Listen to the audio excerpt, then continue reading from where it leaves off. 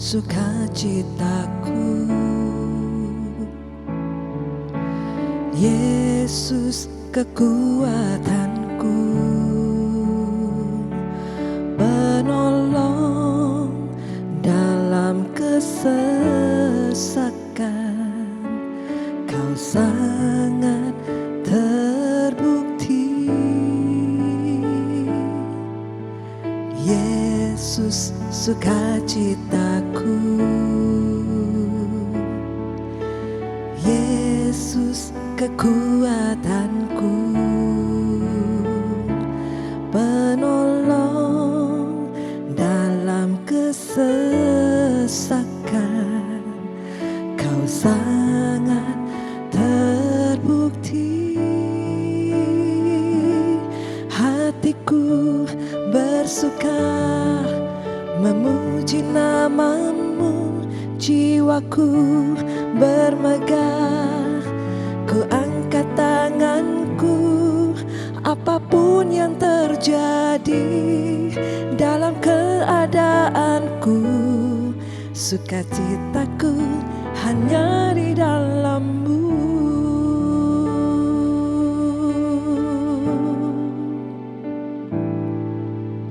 Yesus sukacitaku, Kau Yesus kekuatanku, penolong dalam kesesakan. Kau sangat terbukti. Hatiku bersuka memuji namamu, jiwaku bermegah. Ku angkat tanganku, apapun yang terjadi dalam keadaanku. Sukacitaku hanya di dalam-Mu. Hatiku bersuka memuji namamu, jiwaku bermegah. Ku angkat tanganku, apapun yang terjadi dalam keadaanku. Sukacitaku hanya di dalam-Mu.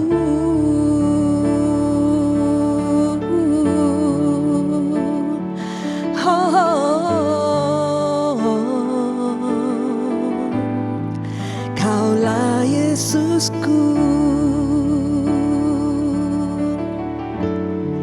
sukacitaku Tuhan. Ku kan selalu memuji-Mu Tuhan, ku kan selalu menyembah-Mu. Apapun yang terjadi, apapun yang terjadi, biarlah Kau jadi bagianku Tuhan. Sukacitaku penuh, haleluya, haleluya. Ku sembah Kau, ku sembah Kau Tuhanku. Oh, oh, oh. Haleluya.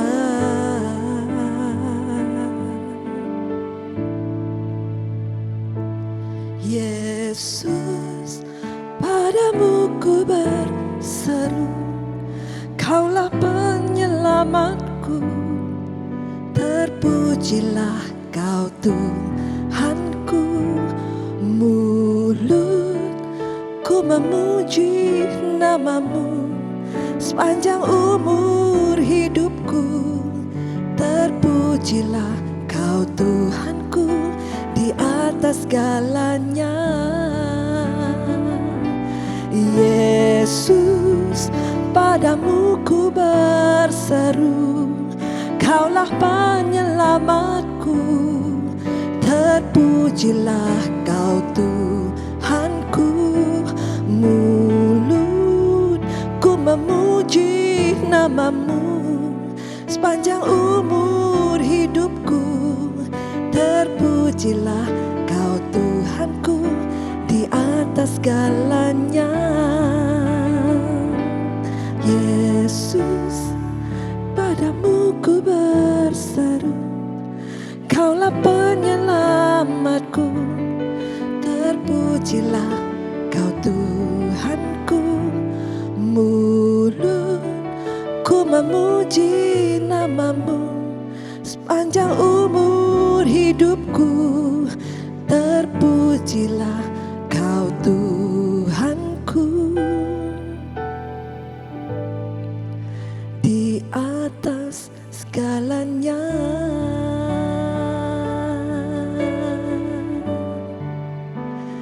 Terima kasih Tuhan. Shalom jemaat Tuhan, salam damai sejahtera dari Tuhan kita Yesus Kristus.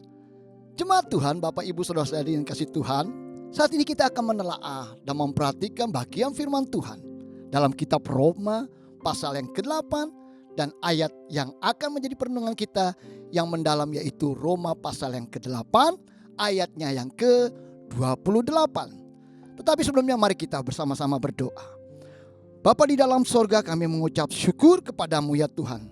Terima kasih atas kesetiaan Tuhan yang selalu Kau menunjukkan, yang Kau berikan, yang Kau sediakan di dalam setiap kehidupan kami. Ini saatnya Tuhan, waktu ini waktu ada yang terbaik yang kami mau renungkan bersama bagian firman Tuhan. Biarlah Tuhan memberikan kepada kami hikmat, memberikan kepada kami pengetahuan, pengertian, rahasia kerajaan Allah di dalam setiap kehidupan kami. Kami menyerahkan waktu ini ke dalam tangan Tuhan. Terima kasih Bapa. Terpujilah nama Tuhan Allah kami yang hidup. Di dalam nama Tuhan kami Yesus Kristus kami berdoa. Amin. Tetapi sebelum itu saya akan menjelaskan secara menyeluruh isi dan maksud Paulus dalam kitab Roma pasalnya yang ke-8. Dalam kitab Roma pasalnya yang ke-8, kita akan melihat secara keseluruhan bahwa pasal 8 ini Paulus ingin menjelaskan kepada kita yang ditebusnya dalam anaknya Yesus Kristus. Bapak Ibu Saudara-saudari jemaat Tuhan, pada pasal yang ke-8 Paulus menjelaskan memiliki 3 hal yang patut untuk kita renungkan dengan sangat serius. Yang pertama, status kita yang berbeda. Seseorang yang telah diselamatkan lewat salib Kristus Yesus, maka pribadi orang tersebut menjadi warga kerajaan Tuhan, memiliki identitas yang baru di dalam Kristus Yesus. Status atau identitas kita adalah anak-anak Tuhan yang dilahirkan dari Roh dan hidup oleh Roh dan disertai oleh Roh. Itulah sebabnya di dalam kitab Roma pasal yang ke-8 ayat yang ke-14 di sana dicatat, semua orang yang dipimpin oleh Roh Allah adalah anak Allah. Dicatat juga di dalam Roma pasal yang ke-8 ayat yang ke-16, Roh itu bersaksi bersama-sama dengan roh kita bahwa kita adalah anak-anak Allah. Hal ini berarti segala sesuatu yang kita lakukan bukan lagi kehendak kita yang kita ingin dipenuhi, melainkan kehendak Allah yang menjadi prioritas utama untuk kita kerjakan, juga untuk kita laksanakan. Yang kedua, dalam kitab Roma pasal yang ke-8, secara keseluruhan Paulus menjelaskan, menekankan sikap dan cara hidup orang benar. Roma pasal 8 ayat yang ke-15 dicatat di sana dikatakan, sebab kamu tidak menerima roh perbudakan yang membuat kamu menjadi takut lagi, tetapi kamu telah menerima roh yang menjadikan kamu anak Allah. Oleh roh itu kita berseru, ya Aba, ya Bapa. Sikap dan tindakan cara hidup kita dengan status sebagai anak Tuhan, hal itu berarti bahwa menunjukkan karakter ilahi, karakter yang telah terbuka, dibentuk oleh Tuhan untuk menjadi teladan, menjadi pembawa damai, dan tidak lagi dikuasai ketakutan atau kekhawatiran dan juga kebimbangan. Dan hal yang ketiga yang Paulus ingin mengungkapkan kepada setiap kita, yaitu yang sebagai kita sebagai anak Tuhan yang telah ditebus oleh Tuhan, adalah kita memperoleh janji. Janji yang disediakan dalam ketekunan kita selama kita hidup dalam dunia yang fana ini. Itu tercatat dalam poin yang ketiga. Nah, di dalam kitab Roma pasal yang ke-8 ayatnya yang ke-17, Paulus menjelaskan tentang janji tersebut. Dikatakan, dan jika kita adalah anak, maka kita juga adalah ahli waris. Maksudnya orang-orang yang berhak menerima janji-janji Allah yang akan menerimanya bersama-sama dengan Kristus, yaitu jika kita menderita bersama-sama dengan Dia, supaya kita juga dipermuliakan bersama-sama dengan Dia. Bapak Ibu jemaat Tuhan, karena seseorang yang telah mengalami kematian bersama dengan Kristus Yesus, hidupnya dipimpin oleh Roh. Dan Roh Allah lah yang terus mengarahkan setiap kehidupan orang tersebut kepada pengharapan yang hidup, pengharapan yang kekal, dan pengharapan yang tidak mengecewakan. Pengharapan yang hidup. Bapak Ibu jemaat Tuhan, sampailah kita kepada ayat perenungan kita, yaitu di dalam kitab Roma pasal yang ke-8 ayatnya yang ke-28. Kita tahu sekarang bahwa Allah turut bekerja dalam segala sesuatu untuk mendatangkan kebaikan bagi mereka yang mengasihi Dia, yaitu bagi mereka yang terpanggil sesuai dengan rencana Allah. Paulus di sini menegaskan bahwa kesadarannya terhadap karya Tuhan yang sungguh-sungguh terjadi. Pemikirannya dan keyakinannya terhadap pimpinan Tuhan sungguh nyata dan jelas nampak terjadi. Paulus mengatakan, kita tahu sekarang. Hal ini berbicara tentang waktu. Waktu yang dimaksud tidak saja waktu di mana Paulus menyampaikan hal itu kepada jemaat di Roma, tetapi hal itu juga sangat relevan, berlaku untuk masa kini dan juga untuk masa yang akan datang, Bapak Ibu. Bahwa Paulus ingin mengajak pendengar dan pembacanya dengan sesadar-sadarnya bahwa sejak dahulu, sekarang, dan seterusnya Tuhan yang telah berperkara sejak awalnya. Kita tahu sekarang, bicara tentang waktu, bahwa Tuhan turut bekerja. Hal ini memberi kepada kita pemahaman bahwa Tuhan tidak pernah terlelap. Tuhan tidak pernah memalingkan wajahnya. Saat kita dalam kesusahan, Tuhan tidak mengabaikan kesakitan yang kita alami dan kita rasakan. Tuhan tidak melupakan setiap perjanjiannya bahwa Dia akan setia dan juga menyertai. Tuhan yang kita sembah tidak pernah pensiun. Dia Tuhan yang tak terbatas adanya. Dikatakan Tuhan turut bekerja. Berarti Tuhan senantiasa terlibat dalam setiap kegiatan-kegiatan dan aktivitas kehidupan setiap kita. Dia yang memulai, menciptakan. Dia juga yang ada sampai kekekalan. Aktif dalam mengurusi, mendandani, membantu setiap kita, membentuk serta menyempurnakan setiap hal yang telah Allah mulai di dalam kehidupan kita. Di dalam Dia maka semua menjadi berarti. Di dalam Dia maka hal yang tak mungkin menjadi mungkin. Karena Dia Tuhan yang turut bekerja. Benarlah apa yang dikatakan oleh kitab Ibrani.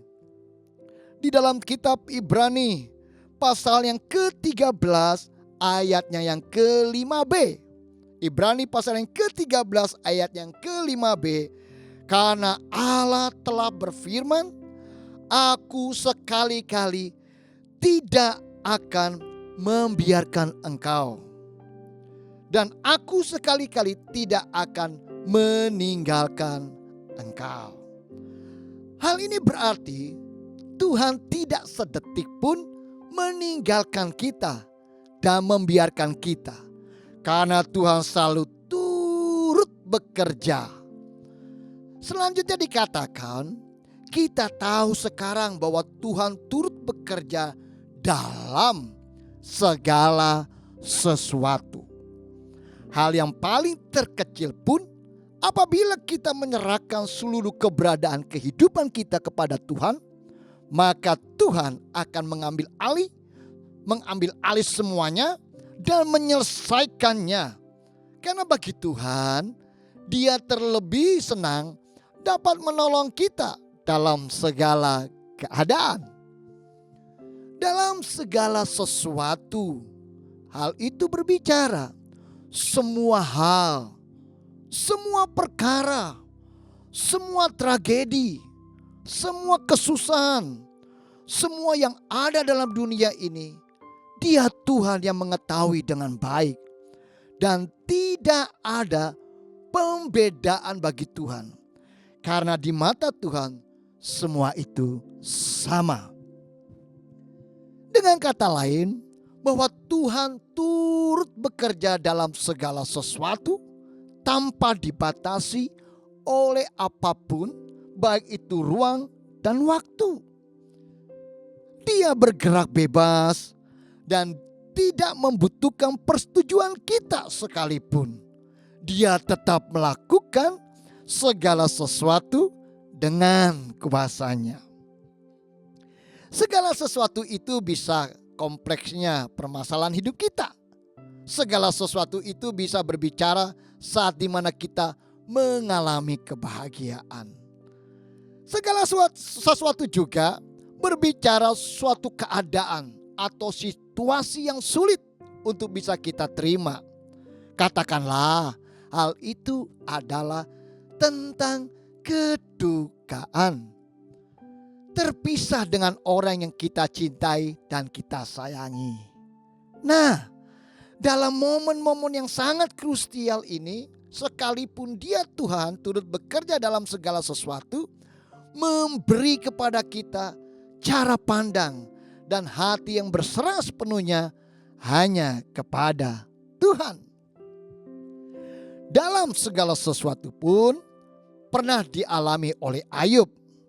Saat Ayub menegur istrinya tentang hal penderitaan yang dialami oleh Ayub. Dikatakan di sana, tetapi jawab di dalam Ayub pasal yang kedua ayat yang ke-10, tetapi jawab Ayub kepadanya, engkau berbicara seperti perempuan gila.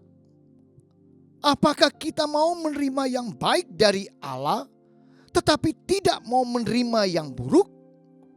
Dalam kesemuanya itu, Ayub tidak berbuat dosa dengan bibirnya.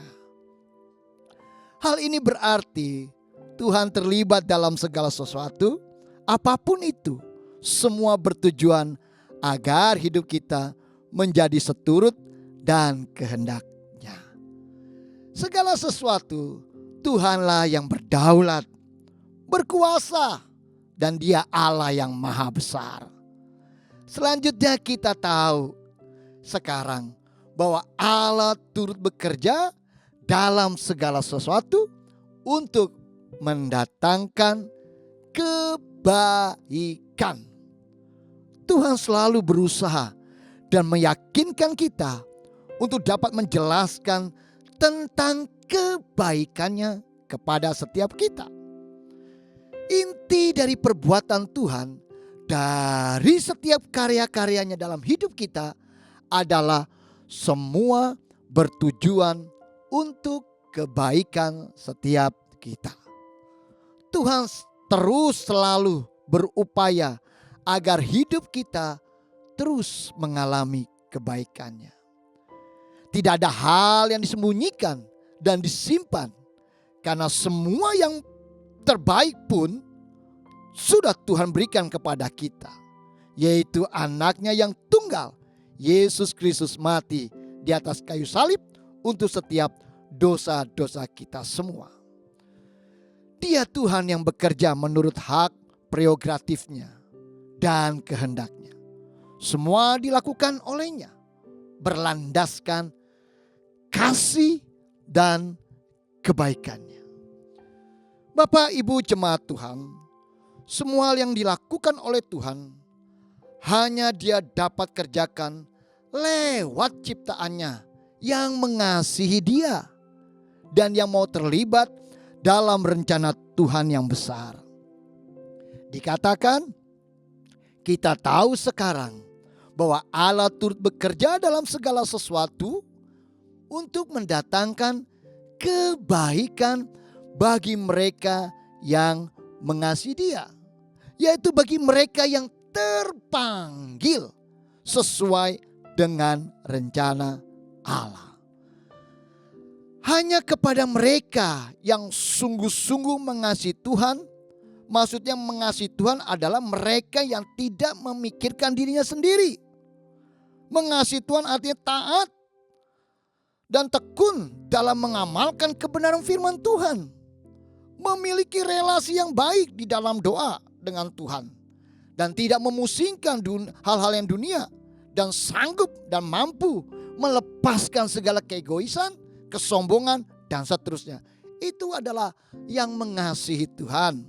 Nah, mereka-mereka inilah yang bisa dan dapat memahami maksud dan tujuan Tuhan dalam melaksanakan kehendaknya atas kehidupan setiap kita di dalam dunia ini. Mereka yang mengasihi Tuhanlah yang dimaksud Tuhan. Tuhan melimpahkan berkat-Nya dan kuasa-Nya atas setiap kehidupan mereka. Tuhan sudah memanggil, menetapkan, memilih kita agar kita terlibat dan ikut serta dalam pekerjaan Allah yang besar yang Tuhan sediakan untuk setiap kita semua melakukan pekerjaan-pekerjaan Tuhan, mujizat, keajaiban Dia lakukan di dalam kehidupan kita. Bapak, Ibu dan jemaat Tuhan, sampailah kita pada poin-poin yang dapat kita pelajari bersama, serta kita dapat merenungkan dengan sesama agar kehidupan yang kita jalani baik adanya. Sebab sesungguhnya bagaimanakah mungkin sesuatu itu ada dengan sendirinya tanpa melibatkan Dia, yaitu Tuhan yang telah ada dan menunjukkan bentuk konsistensinya keberadaan ilahi yang selalu dan selalu ada. Poin yang pertama, Dia ada untuk mendampingi dan mengarahkan setiap kehidupan kita semua. Apapun yang terjadi, Tuhan dalam bertindak tidak dipengaruhi oleh cara hidup setiap kita. Benar atau tidaknya kita, Dia Tuhan yang akan terus bekerja sampai kesudahannya. Yang kedua, kebergantungan kita kepada Tuhan sangatlah dipertaruhkan di hadapannya. Saya ulang, kebergantungan kita kepada Tuhan sangatlah dipertaruhkan di hadapannya. Tuhan menginginkan kita berharap sepenuhnya kepadanya dan bergantung dalam kemurahannya. Jangan kita abaikan dan lupakan akan perbuatannya yang besar bagi setiap kita. Selalu mengingat kebaikannya dan bersyukur atas kasih-Nya yang begitu besar dalam hidup kita semua. Pada poin yang ketiga, fokus Tuhan bukanlah di dalam dunia ini saja, tetapi kesiapan kita dalam memenuhi panggilannya dan hidup dalam rencananya, yaitu kita dipersiapkan Tuhan untuk dapat hidup di dalam kerajaan-Nya. Rencana Tuhan dalam hidup kita sungguh amatlah besar. Rencana Tuhan tidak dapat terselami oleh pikiran atau logika kita sebagai manusia, melainkan lewat penyertaannya, lewat pimpinan roh, maka kita dapat melihat serta memahami kehendak Allah atas setiap kehidupan kita. Biarlah dalam perenungan saat ini, saya ingin menolong setiap kita semua untuk menemukan dan mendapatkan akan setiap kebaikan Tuhan yang Tuhan sediakan bagi setiap saudara dan saya. Saya mau tuntun setiap kita di dalam doa, mengakhiri perenungan kita pada saat ini. Mari kita satu hati dalam doa. Bapa di dalam sorga, kami mengucap syukur, berterima kasih atas kebaikan Tuhan yang Tuhan terus tunjukkan di dalam hidup kami. Sepanjang hidup kami sampai saat ini, kami melihat bahwa Tuhan tidak pernah meninggalkan kami, bahwa Tuhan turut bekerja dalam segala sesuatu, apapun itu, apapun yang kami alami. Tuhan, kami tahu bahwa Tuhan selalu memperlihatkan kepada kami betapa hidup kami sesungguhnya hanyalah dapat bergantung sepenuhnya kepada Tuhan, dan bukan karena kekuatan kami. Tak kalah setiap kali kami menghadapi pergumulan persoalan yang sulit, yang berat di dalam kehidupan kami. Itulah sebabnya Tuhan turut bekerja, memberikan penghiburan, memberikan kelegaan, memberikan pendampingan, memberikan kemampuan serta kekuatan di dalam setiap hidup kami. Biarlah pada saat ini Tuhan, kami boleh dapat tunduk di hadapan Tuhan dan menyerahkan hidup kami sepenuhnya hanya kepada Tuhan. Dan kami mengasihi-Mu Tuhan dengan segenap hati kami, karena kami mau terlibat di dalam setiap rencana-rencana Tuhan yang besar atas setiap kehidupan kami. Terima kasih ya Bapa. Terpujilah nama-Mu, di dalam nama Tuhan kami Yesus Kristus kami berdoa. Amin.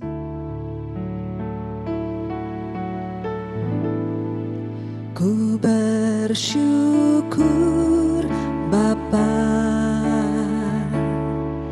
ku bersyukur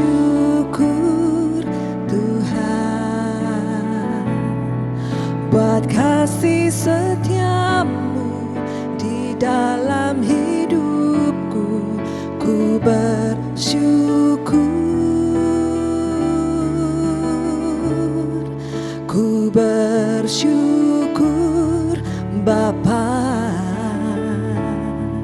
ku bersyukur Tuhan, buat kasih setia-Mu di dalam hidup.